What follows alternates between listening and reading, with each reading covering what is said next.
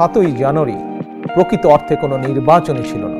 আগামী ত্রয়োদশ জাতীয় সংসদ নির্বাচনকে সামনে রেখে কার্যক্রম জোরদার করছে বিএনপি।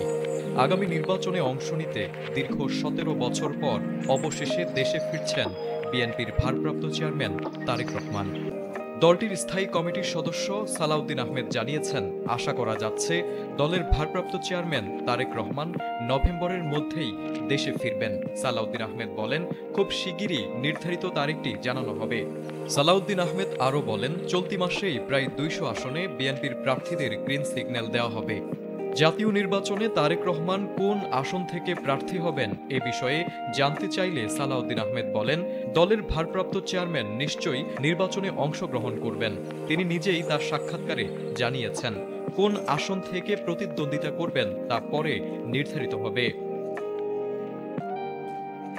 এ সময় বিএনপি জাতীয় নাগরিক পার্টির সঙ্গে জোট হবে কিনা এমন প্রশ্নের জবাবে সালাউদ্দিন আহমেদ বলেন, এনসিপির সঙ্গে রাজনৈতিক আলোচনা চলছে, তবে বিএনপি আর এনসিপি জোটভুক্ত হবে কিনা তা দেখতে অপেক্ষা করতে হবে।